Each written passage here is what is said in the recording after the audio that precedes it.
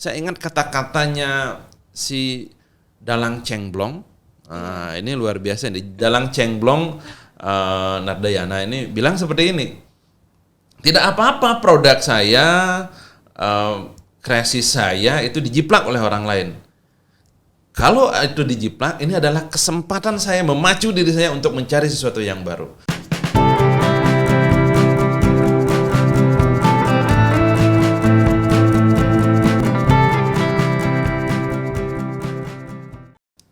Halo Sobat Muda Kreatif, senang sekali saya Ayu Sukma menjumpai Anda dalam program Ngopi Seke, ngobrol pintar seputar kewirausahaan. Ngopi yuk!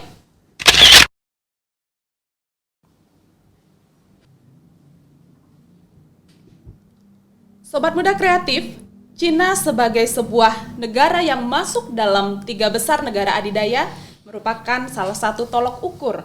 Selain kemampuan pertahanannya, negara Cina juga masuk dalam 3 besar dalam bidang ekonomi. Salah satu faktor kemajuan ekonomi Cina adalah semangat kewirausahaan masyarakatnya yang didukung penuh juga oleh pemerintahnya.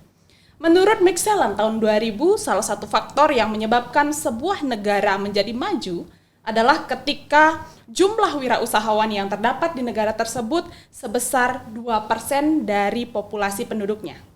Saat ini jumlah wirausahawan yang terdapat di Indonesia mencapai 4.000 jiwa atau kurang dari 1% populasi penduduk Indonesia yang berkisar 200 juta jiwa.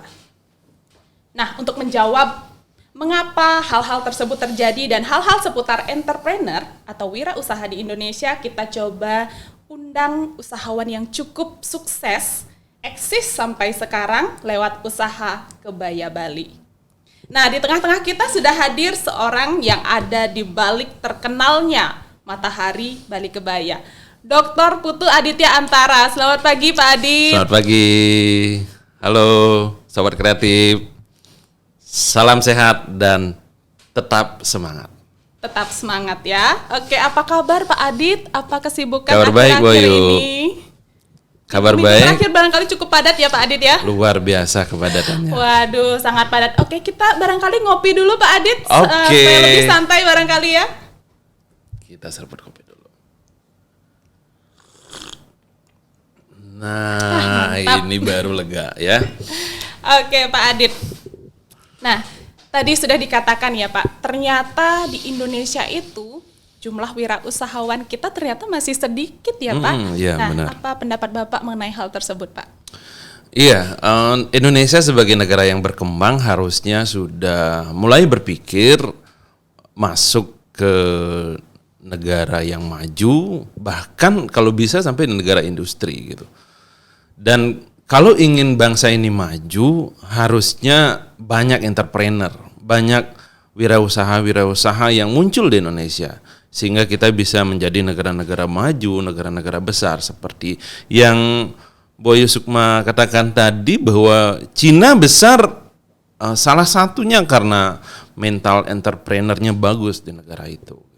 Betul, dan barangkali tidak menutup kemungkinan seperti Pak Adit yang saat ini memang kesibukan utama Pak Adit di kampus begitu ya? Iya, betul. Tidak menutup kemungkinan juga menjadi seorang entrepreneur Iya. gitu ya.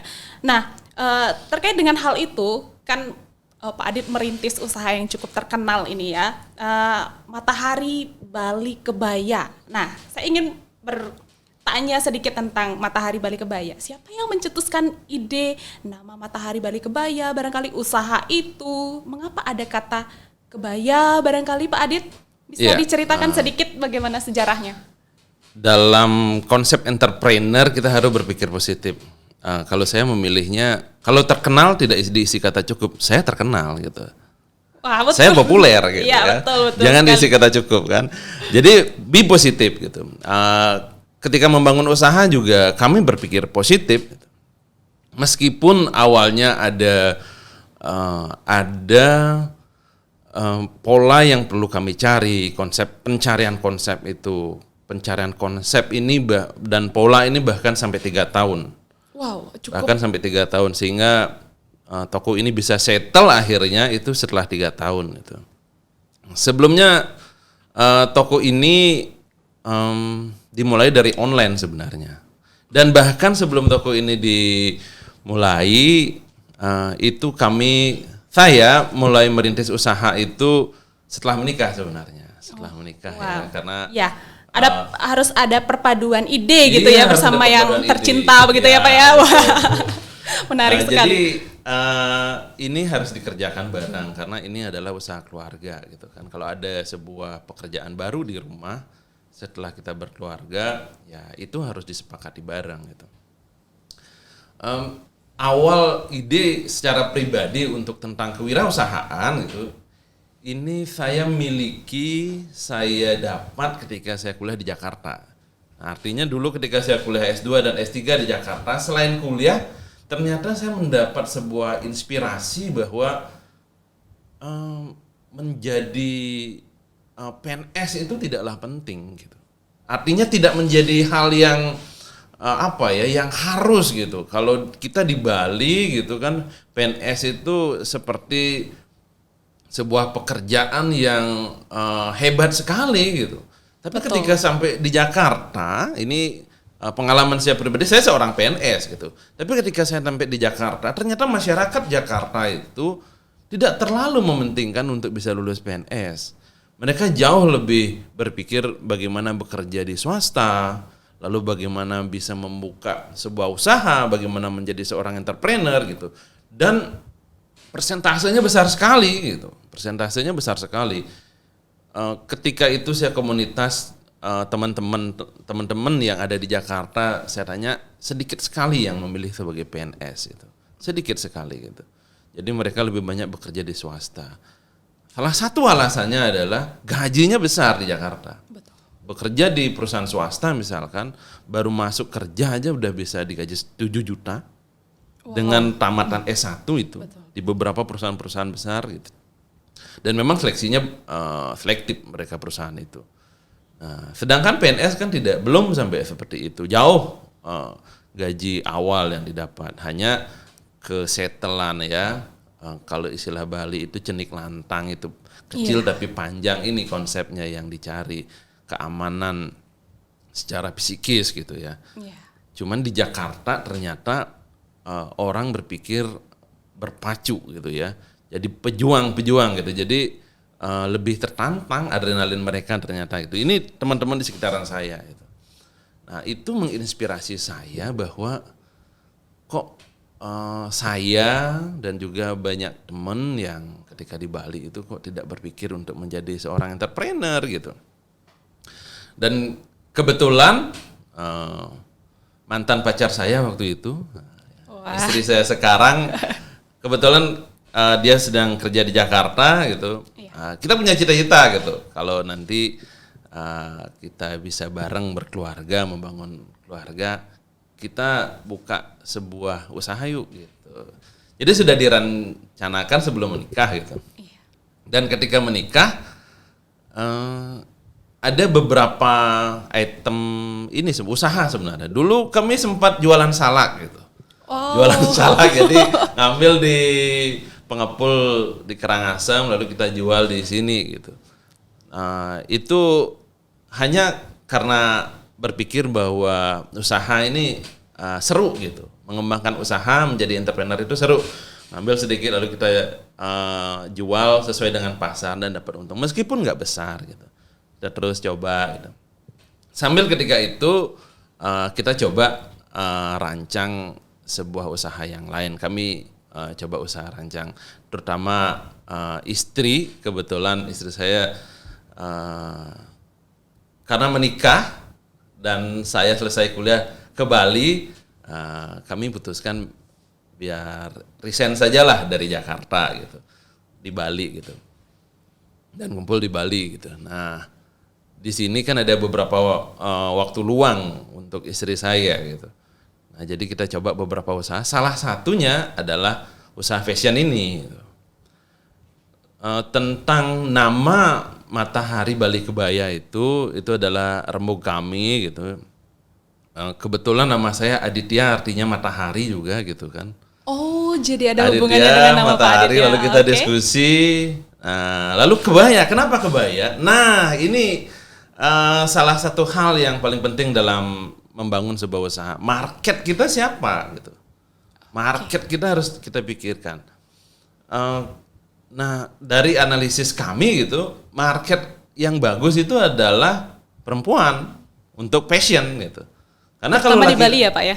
Terutama di Bali. Terutama di Bali gitu, dan di Bali itu ada pakaian adat, setiap saat menggunakan pakaian adat karena kita ini basicnya ke situ gitu.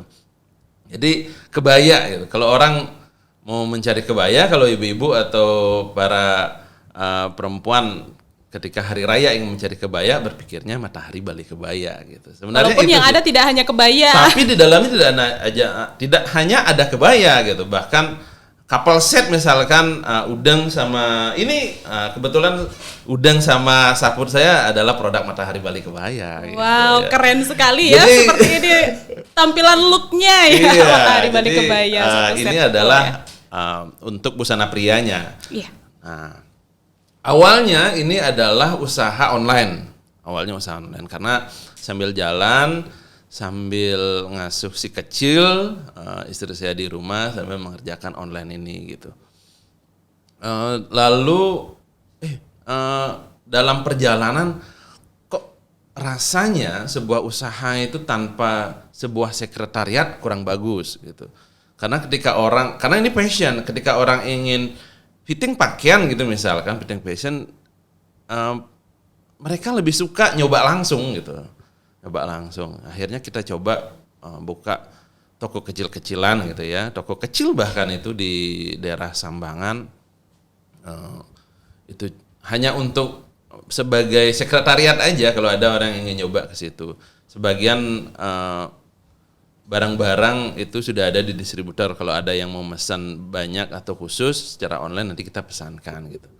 Nah itu kita masih dengan modal minim waktu itu. Jadi karena saya baru selesai kuliah gitu ya, jadi tanggungan di koperasi masih ada gitu. Lalu istri sudah resign gitu. Lalu kita coba buka kecil-kecilan sambil ada kegiatan untuk mengembangkan kreasi kita. Nah, kebetulan istri saya suka melihat kebaya, suka mencoba kebaya dan punya beberapa koleksi gitu. Nah, modal inilah kita pakai. Nah, ternyata setelah Astungkare ini Anugerah Ide Betare itu dibuka tahun 2017. Outlet kecil kami itu dibuka di Sambangan tahun 2017. Ternyata respon masyarakat bagus gitu. Jadi setahun itu berjalan, toko ini agak sesek dia gitu. Kalau pas apalagi menjelang hari raya itu agak sesek dia untuk dimasuki oleh konsumen karena memang kecil tempatnya, dan kami prinsipnya iseng-isengan dulu gitu. Iseng-isengan buka outlet tapi tetap kita buka secara online gitu. Ini coba aja sambil ada outlet, istri saya bisa jaga toko di situ gitu. Lalu setahun berikutnya di tahun yang kedua ternyata respon masyarakat Buleleng terutama mulai bagus gitu. Akhirnya kami pindah ke Jalan Ayani di tahun yang kedua, berjalan hampir setahun, itu banyak masukan dari konsumen untuk nyari tempat yang lebih besar karena outlet ini kami buat coba dulu yang agak lebih gedean sedikit. Ternyata berkembang belum setahun Astungkare Anugerah Ide Betare, Tuhan Yang Maha Esa, Leluhur Sami, itu belum setahun dia sudah sesek stoknya itu gitu. Akhirnya luar biasa. Kita coba cari outlet yang lain, akhirnya sampai di Ngurah Rai ini gitu, dan itu lebih lega tempatnya gitu. Itu kalau dihitung sekarang perjalanan toko itu 2017, 18, 19, 20, 21, 22, sekarang ini sudah 4 tahun lebih ya, hampir 5 tahun Astungkare berjalan, dan kita sudah ketemu sebuah pola, sebuah konsep bagaimana mengembangkan toko ini. Oh wow, luar biasa Bapak, dalam perjalanan 4 tahun dengan perkembangan sepesat itu betul-betul luar biasa. Waduh, dan sesungguhnya dari tadi yang sudah Bapak ceritakan itu ada satu hal yang terpenting ya yang saya simak itu adalah harus tinggi ke daya tahan malangan kita Iya, gitu. luar Jadi biasa, tidak terpaku juga pada satu jenis pekerjaan. Yang penting kita suka tantangan gitu ya Pak, iya. intinya ya Pak. Nah, lalu selama perjalanan 4 tahun itu berkembang sedemikian pesat, lalu ini saya minta tips nih Pak gitu ya. Bagaimana promosi yang Bapak lakukan selama itu, sejauh perjalanan itu Pak? Nah, ini yang penting. Sebuah usaha itu memang rohnya adalah dipromosi. Betul. Usaha itu kalau tidak terpromosikan dengan baik, orang nggak kenal usaha kita. Ya. Nah, ini yang paling penting. Setelah usaha promosi itu sebanding dengan kualitas barang yang kita siapkan. Ketika konsumen menikmati, mencoba atau membeli produk kita dari hasil promosi kita ini, mereka juga harus merasa senang, nyaman, asik gitu. Wah, ini pas banget, harga juga bisa dijangkau gitu. Nah, ini yang kami terus lakukan dan tidak pernah diam untuk mencari bagaimana caranya promosi. Karena bahkan setiap bulan itu ada teknik-teknik promosi yang berbeda. Teknik-teknik promosinya itu berbeda. Karena itu tergantung tren gitu. Tergantung tren bagaimana promosinya. Misalnya kalau biasanya dulu kami menggunakan melalui FB dan IG, IG itu belum ngetop ketika itu, FB yang banyak. Kami promosi lewat FB, Facebook. Bagus respon masyarakat. Lalu beberapa saat setelah itu masyarakat terbiasa menggunakan Instagram gitu kan. Jadi kami melalui Instagram gitu. Setelah itu belum lama orang mempromosikan produknya melalui TikTok gitu. Kita harus ikut dengan TikTok gitu. Jadi kita tidak boleh tinggal diam untuk promosi ini. Karena kalau kita tinggal diam kita mati gitu. Apalagi mundur gitu kan.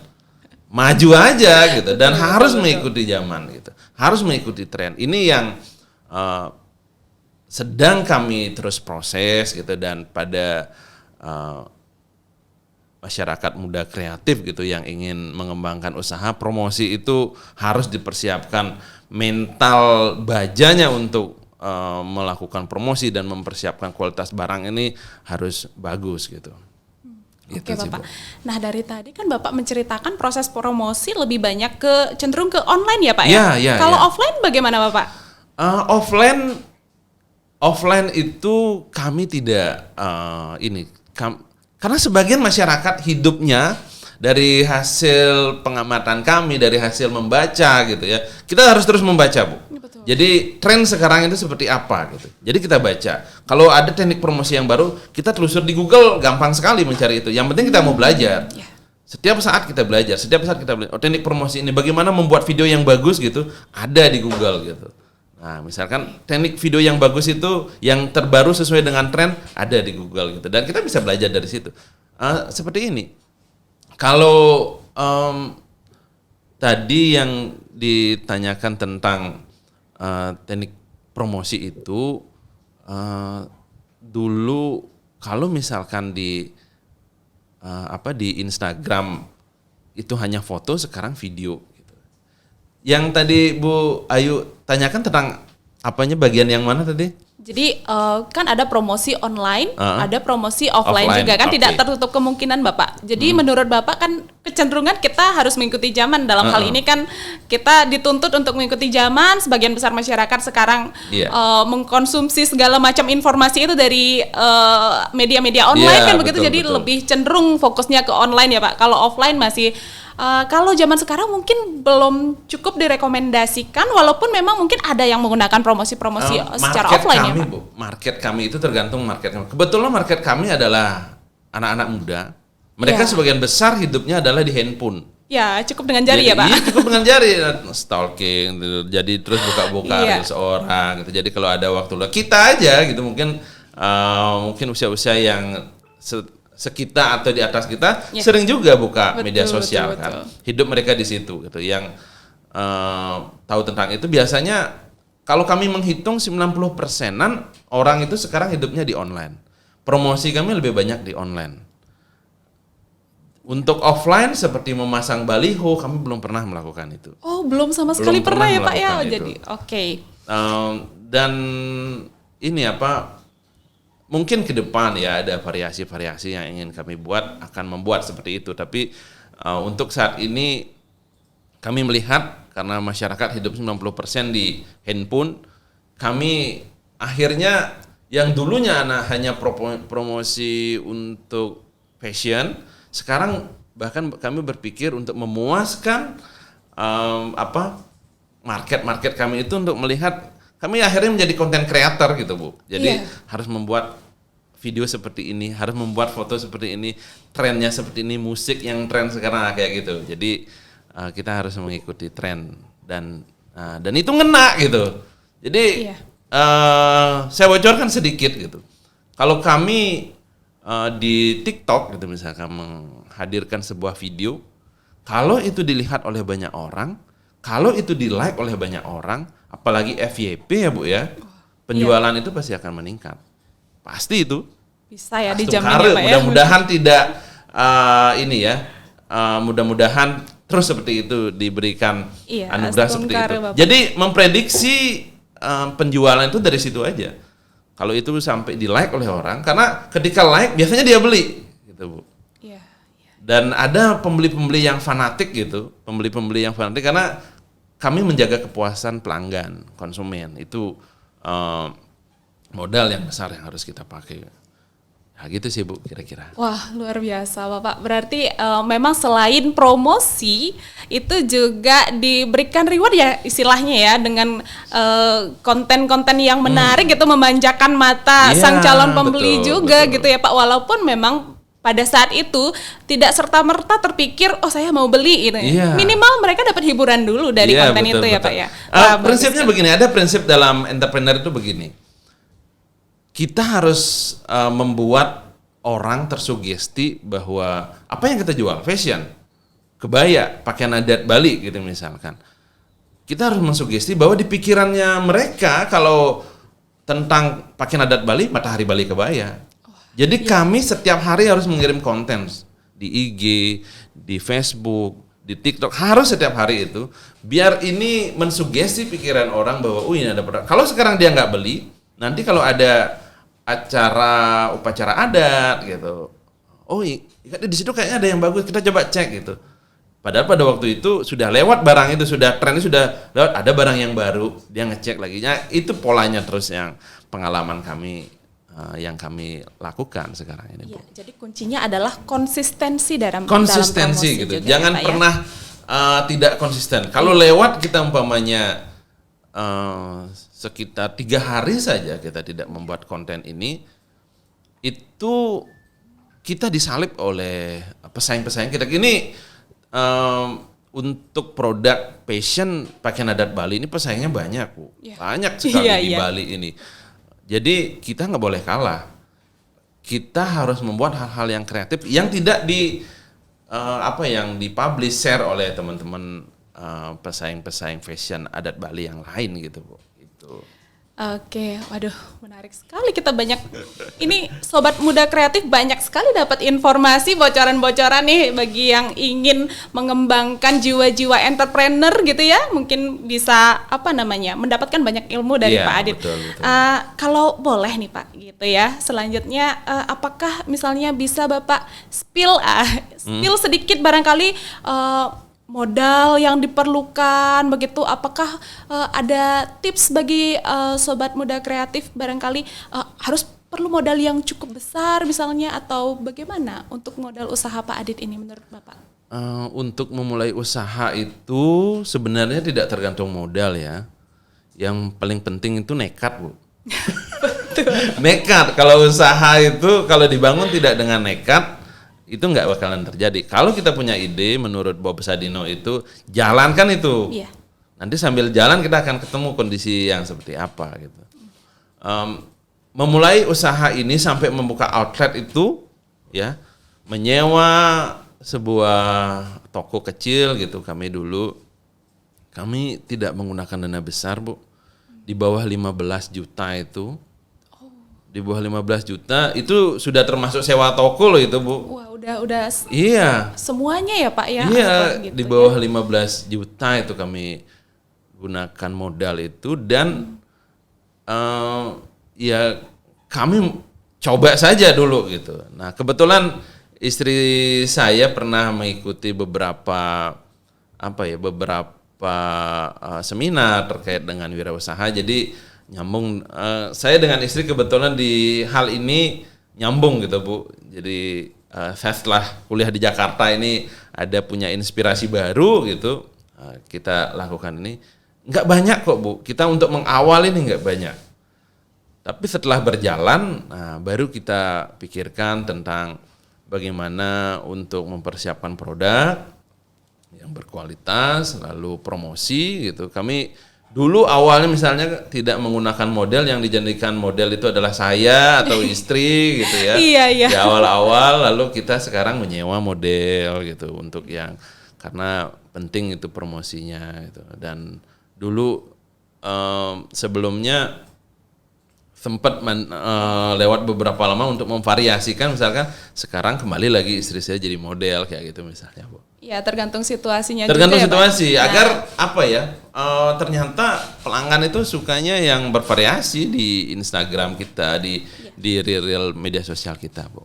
Oke, apalagi sekarang dunia yang begitu cepatnya rasanya berjalan dan memang sangat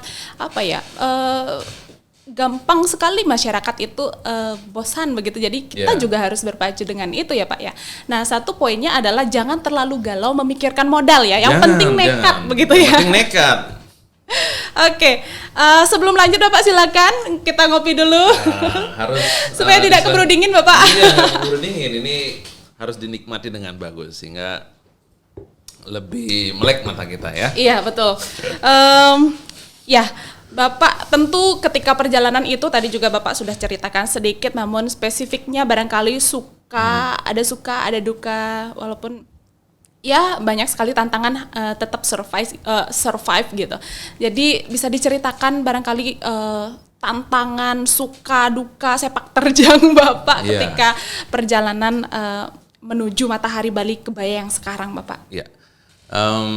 Matahari Bali Kebaya yang sekarang atau MBK yang sekarang ini itu kami mempekerjakan karyawan sudah 9 karyawan, atau yang awalnya hanya 1 karyawan. Itu kesukaannya di situ ada sebuah hal yang sangat baik menurut kami, bahwa kehadiran toko ini memberikan dampak ke masyarakat. Jadi itu bisa membuat orang bisa bekerja di toko kami. Jadi karyawan yang masyarakat yang belum dapat pekerjaan bisa bekerja di tempat kami. Itu sebuah manfaat yang bagus itu, dan kami sangat bersyukur bisa seperti itu ya.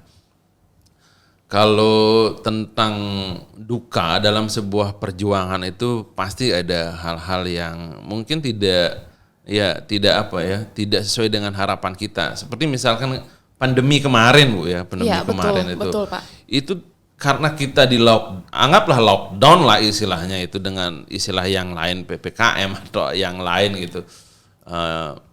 Itu luar biasa dampaknya. Kami bingung juga itu gimana memposisikan diri, orang tokonya nggak boleh dibuka gitu kan. Selama 2 bulan kami kebingungan itu gimana caranya. Pakaian adat Bali itu digunakan pada upacara-upacara keagamaan di Bali, dan juga ada kegiatan-kegiatan yang lain ya seperti. Nah, kebetulan ketika usaha ini dibuka, ada kebijakan dari Gubernur Bali untuk menggunakan pakaian adat Bali ketika hari Kamis. Iya. Toko kami buka dulu, ada kebijakan itu luar biasa juga efeknya ke kami gitu ya. Terima kasih Pak Gubernur, terima kasih pemerintah Provinsi Bali sudah menyambut usaha kami gitu ya. Dalam pandemi ini kan 2 bulan itu susah ngapa-ngapain, dan kita penuh ketakutan gitu. Iya. Memang omset itu jadi turun banget omset itu. Namun setelah 2 bulan kita mencoba mencari solusi yang waktu itu trennya ada, karena yang diperjualbelikan lebih banyak seperti masker, hand sanitizer, yang terkait dengan COVID. Kami akhirnya jualan itu Bu gitu. Selain kebaya, selain pakaian laki-laki, pakaian adat Bali, kami juga menjual itu gitu. Tetap, namun fashion tetap kami promosikan. Yang ini juga karena waktu itu trennya biar jalan, karyawan kami biar bisa terus ada di toko. Dan syukur Astungkare anugerah ide betare gitu ya. Jadi nggak ada karyawan kami yang kami berhentikan ketika pandemi itu. Wah, luar Jadi, biasa Bapak. bahkan Astungkare gitu, Astungkare di masa pandemi kami justru menambah karyawan gitu, Bu. Wah, Di masa pandemi justru menambah karyawan, dan Astungkare sampai sekarang ada tambahan lagi, baru kemarin ada nambah karyawan karena untuk menghandle beberapa tugas di toko itu harus ditambah karyawannya gitu, Bu. wah luar biasa sekali. Ini kalau usaha-usaha yang lain menciut, bahkan tutup gitu. Wah, Matahari Bali Kebaya malah menambah lagi. Waduh, luar biasa. Salut sekali dengan Bapak. Semoga memang kedepannya bisa lebih lancar lagi rezeki dari dari usaha Bapak gitu ya, lancar, semua bisa membuka lapangan pekerjaan lebih besar lagi. Nah, Bapak, dalam usaha kan ada 3 hal yang perlu diperhatikan ya, sepengetahuan saya. Yang pertama ada produk, yang tadi Bapak sudah jelaskan, kemudian marketing juga melalui promosi itu, dan yang satu lagi itu adalah pengelolaan keuangan. Dari sisi produk tadi sudah, marketing juga sudah Bapak jelaskan beberapa. Nah, untuk bagian ketiga nih Pak, yakni pengelolaan keuangan yang memang juga cukup penting dalam wirausaha. Bagaimana pengelolaan keuangan pada usaha yang Bapak gagas ini? Iya, dari omset ya, kalau kita berbicara omset, harusnya omset, dan ini terbuka umum ya, untuk itu bisa dipelajari pada buku-buku entrepreneur ya, buku-buku wirausaha, informasi tentang wirausaha. Usaha di bidang fashion itu keuntungan yang bisa diambil dari omset itu sekitar 25-30% itu. Yang besar keuntungannya sebenarnya produk makanan, Bu. Itu sampai bisa mengambil keuntungan 50% dia. Iya. Dan itu rata-rata itu sebegitu naik turunnya. Nah, kecuali di beberapa item barang mungkin ya, item barang yang mungkin bisa kami cari keuntungan sampai 50% karena dia spesial itu. Kami ada produk kami gitu, produk Matahari Bali Kebaya itu setiap promosi produk, kami berusaha produk kami itu tidak dijual di tempat lain. Jadi hanya dijual di toko kami. Sehingga harga itu spesial dia gitu, spesial. Dan dari pola yang ada, produk ini biasanya dicari oleh pelanggan-pelanggan kami yang fanatik gitu ya, Bu ya. Yeah. Begitu sih, polanya seperti itu. Jadi kalau tentang keuntungan dari bisnis fashion itu 20-30% gitu. Kecuali nama itu sudah besar, fashion khusus itu bisa dia sampai 40%, Bu. Oh, memungkinkan. Memungkinkan sampai 40%. Kalau 50% itu rasanya belum untuk fashion karena dia operasional di lapangan itu tinggi dia, Bu. Iya. Jadi kalau fashion itu harus ada konveksi yang menjarit, harus ada tukang jarit, lalu harus ada pabriknya, lalu ada operasional toko, promosi dan lain sebagainya gitu. Ya. Kemudian apakah dari omset itu seluruhnya untuk pengembangan Matahari Bali Kebaya selanjutnya atau mungkin diinvestasikan seperti apa modelnya, Pak? Ya betul. Keuntungan yang ada itu tentunya karena kami bisnis itu harus ada investasi terkait bisnis lagi. Bisnis itu harus bergerak dan harus berkembang gitu ya, Bu ya. Betul. Sehingga dia bisa hidup dan kami terus bisa mencurahkan kreasi-kreasi kami gitu. Itu dana yang ada kami lakukan investasi-investasi, Bu, sehingga ke depan kami punya beberapa planning, grand design lah gitu untuk bisnis ini ke depan akan seperti apa gitu. Jadi kami planningkan seperti itu. Harus ada investasi terkait dengan usaha ini gitu, Bu. Ya, jadi itu sangat penting ya Pak ya. Penting. Pengembangan usaha ini berikutnya. Nah, Bapak, ini mungkin sobat muda kreatif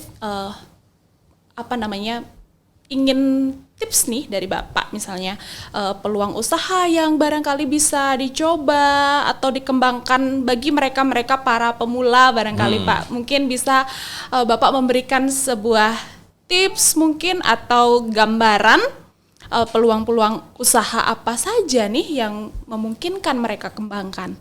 Ya, itu sudah terbuka di revolusi industri 4.0 ini atau 5.0 yang sekarang ini sudah lumrah itu dikatakan bahwa ke depan bahkan saat ini sudah akan mengurangi kegiatan manusia di zaman ini itu ya. Nah, maka dari itu saya berpikir bahwa usaha-usaha digital ini penting dikembangkan. Kita bisa bekerja dari rumah. Untuk kegiatan kami di Toko Matahari Bali Kebaya ini sebenarnya yang lebih banyak mengerjakan ini adalah istri saya karena saya ada tugas pengabdian di kampus Undiksa. Kebetulan istri saya katakan bahwa ini owner fullnya adalah istri saya sekarang. Saya co-owner istilahnya itu karena saya tidak bisa bareng-bareng mengembang. Tapi tidak apa-apa, ini adalah pengabdian. Saya adalah lahir dari Undiksa, ini pengabdian saya. Namun usaha ini harus tetap berjalan, jadi ini dikelola sebagian besar oleh istri saya, tapi di bagian-bagian hal yang harus kami putuskan bareng, kita putuskan bareng manajemen SDM dan lain sebagainya, manajemen produk dan lain sebagainya. Nah, usaha-usaha apa gitu yang bisa dilakukan sekarang? Banyak sekali. Itu kita bisa dari rumah aja bekerja, nggak usah keluar gitu. Istri saya sebagian besar mengerjakan toko ini di rumah. Sebagian besar di rumah. Di toko itu karyawan. Hanya kita perlu buatkan sistem atau manajemen pengelolaan SDM-nya, siapa yang bertugas di mana, tupoksinya mereka seperti apa, laporan setiap siang dan sore itu harus ada. Itu bisa dikerjakan dari rumah. Sekarang ini misalkan satu contoh, menjadi seorang content creator, itu luar biasa penghasilannya. Jadi kita berpikir apa ya yang tren sekarang, lalu kita coba buat, lalu kita upload di media sosial kita atau menjadi YouTuber, itu berpenghasilan bagus loh itu.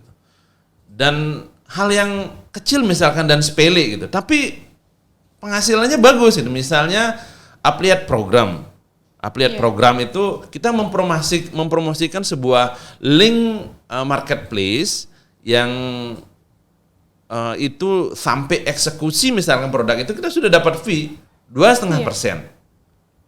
Jadi kalau 100.000 itu kan dapat 2,5-nya. Dan terus begitu produknya tidak hanya itu saja gitu. Kita beberapa produk yang kita promosikan dan itu bisa berpenghasilan. Sekarang banyak sekali. Hanya yang paling penting itu adalah sebagai mahasiswa terutama ya, masyarakat muda kreatif ini, sebagai mahasiswa, karena beda antara mahasiswa dengan murid, di mahasiswa ini kita diajarkan untuk memiliki nilai novelty terhadap apapun yang kita kerjakan. Nah, kalau kita mengembangkan sebuah usaha, harus ada novelty-nya. Apa yang berbeda produk kita dengan produk orang lain? Gitu. Iya. Itu saja dipikirkan, dan ini dibutuhkan nggak oleh masyarakat? Ada marketplace-nya nggak? Ada pasarnya nggak? Besar nggak? Kalau pasarnya kecil, jangan. Lebih baik karena kita sudah dibekali, sudah diajarkan di kampus dengan cara berpikir yang terstruktur, sistematis, dan mencari novelty, hal-hal yang baru gitu. Itu sudah diajarkan, itu yang dikembangkan. Sebenarnya banyak sekali. Yang seperti saya katakan tadi, content creator, menjadi reseller gitu misalnya, lalu bisnis membangun sebuah misalkan sekarang yang bisa dikembangkan usahanya jasa-jasa, Bu. Jasa misalkan jasa mempromosikan produk orang gitu. Content creator ini mempromosikan produk orang. Lalu hal yang lain itu yang bisa dikerjakan dari rumah, misalkan kalau mahasiswa dia bisa menginformasikan ke masyarakat umum. Kalau ada informasi-informasi baru, lalu dia ambil, lalu dia share ke masyarakat umum. Nah, ini secara online yang saya maksud. Karena dengan online, market kita lebih luas, Bu. Kalau offline ini merintis usaha online tuh lama sekali untuk bisa kita dikenal oleh masyarakat umum. Gitu. Nah, ini kita manfaatkan.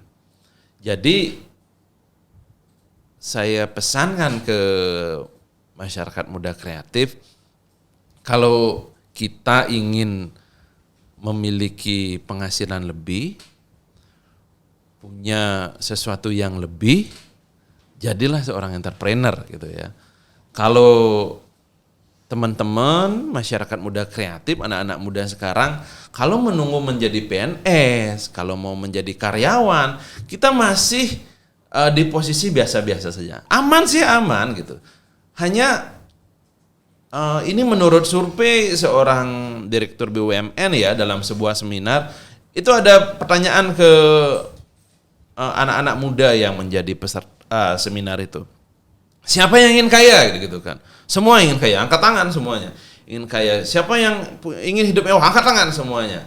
Lalu siapa yang ingin jadi PNS? Sebagian besar angkat tangan. Nah, di sini letak masalahnya. Cita-citanya ingin kaya dan mewah, tapi pekerjaan yang diambil menjadi PNS gitu. Nah, ini yang agak berbeda kondisinya itu. Ya. Karena PNS, kalau menurut senior saya, profesor saya di sini, PNS itu sudah sebagai abdi negara, gaji kita sudah ditakar gitu. Sudah ditakar. Nggak mungkin kita bisa mengambil sesuatu yang lebih gitu. Nanti kalau kita mengambil yang lebih jadi masalah hukum nanti gitu. Itu. Jadi kalau umpamanya ada planning menjadi PNS lalu menjadi entrepreneur, nah itu berbeda lagi. Itu berbeda lagi. Saya ingin menjadi PNS dan menjadi entrepreneur. Nah, itu bagus itu. Tapi cita-cita jadi PNS saja. Tapi cita-citanya ingin kaya. Nah, ini yang agak susah, Bu. Oke, tapi bukan berarti PNS tidak bisa kaya ya, Pak ya? Tidak bisa kaya. Jadi bukan berarti begitu ya, menjadi PNS lalu PNS tidak bisa kaya.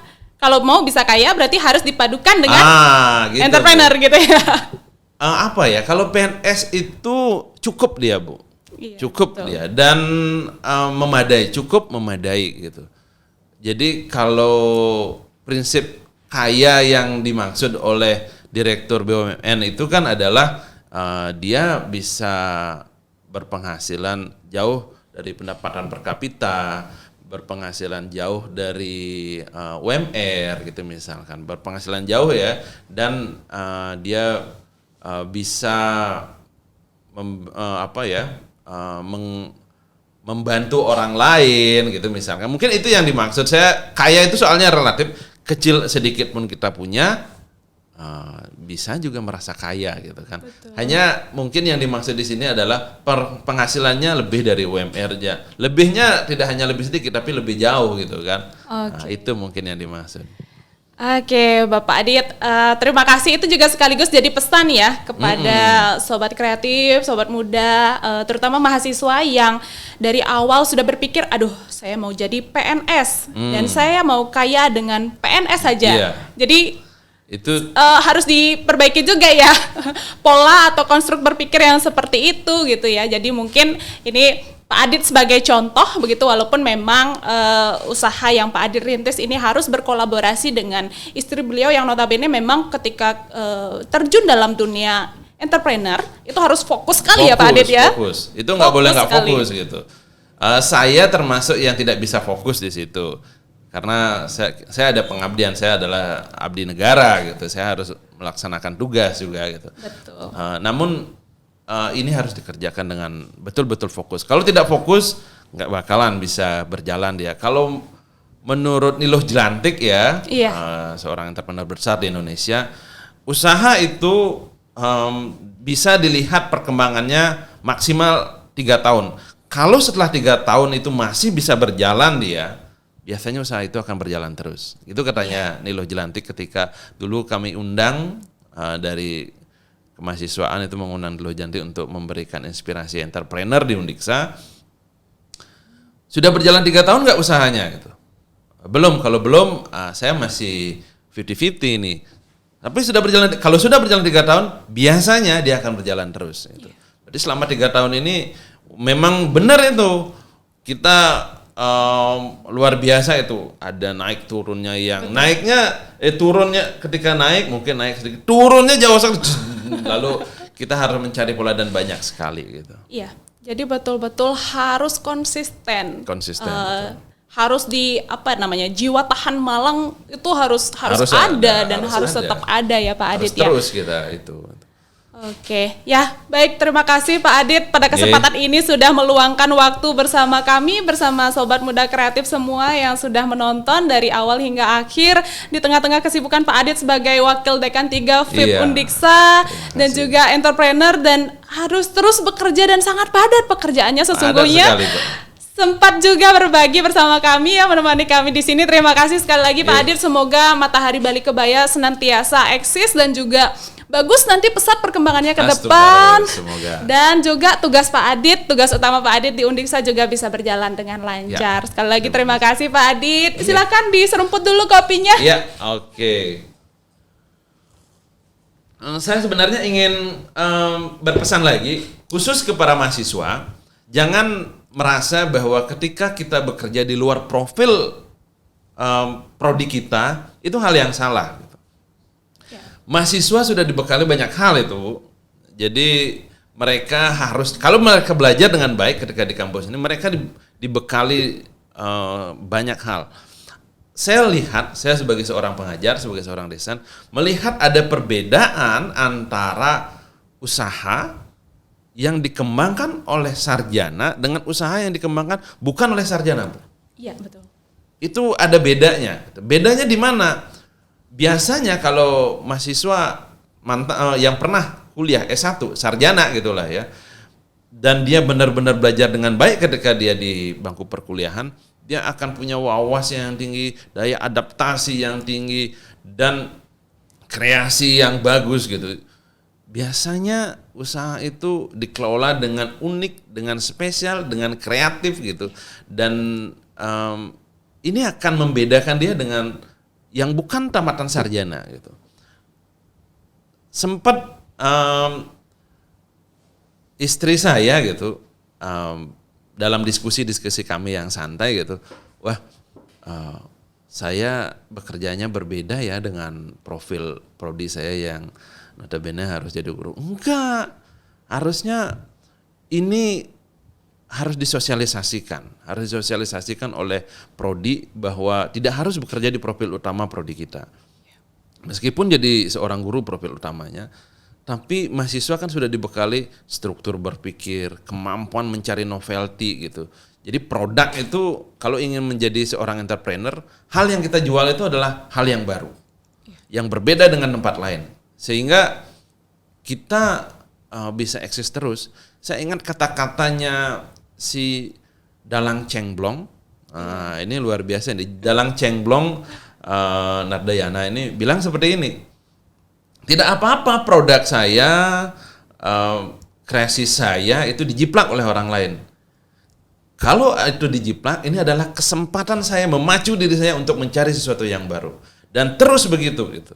Nah, kami modalnya seperti itu. Jadi itu saja. Ketika produk kami yang memang benar-benar asli kami yang punya, itu dijiplak oleh orang lain, dan dijiplaknya tidak hitungan bulan. Sekarang kami buat produk baru, 2 hari atau 3 harinya lagi, beberapa konveksi atau beberapa penjahit itu membuat produk seperti kami persis gitu. Waduh.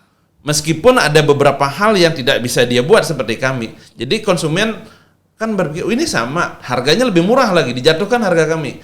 Itu saatnya kami mencari hal yang baru. Kami terus begitu, mencari hal yang baru, dan begitu terus. Dan ini yang harus dibangun oleh para kreatif muda ya, para usahawan muda. Kami belumlah entrepreneur yang besar gitu, tapi kami sangat berbahagia dengan seperti ini gitu. Jadi kehadiran toko ini memberikan manfaat pada masyarakat. Di masa pandemi, karyawan yang biasanya diberhentikan atau dibuat gajinya diturunkan gitu, bahkan mem-PHK-kan karyawannya gitu. Syukurnya kami justru menambah karyawan kami gitu. Waduh, luar biasa Pak Adit. Nah, itu tadi ya, sebagai penutup Pak Adit sudah berpesan kepada para mahasiswa utamanya ya, jangan terlalu terlalu sempit ya, mungkin berpikirnya hanya untuk menjadi sesuai dengan profil lulusan prodi masing-masing begitu, tapi kalian juga harus mencoba berinovasi, mencoba keluar dari zona nyaman kalian begitu ya, untuk meraih mimpi-mimpi yang lebih besar tentunya. Oke Pak Adit, sekali lagi terima kasih sekali untuk semua motivasi, segala pengalaman yang sudah di-share tadi kepada kita semua. Oke, sekali lagi kami ucapkan betul-betul terima kasih, dan mohon maaf juga manakala selama berlangsungnya ini ada salah-salah kata atau hal-hal yang kurang berkenan barangkali Pak Adit, kami mohon maaf. Oke. Seruput dulu kopinya lagi sekali. Seruput dulu kopinya. Waduh. Selamat. Terima kasih Pak Adit. Ya. Iya.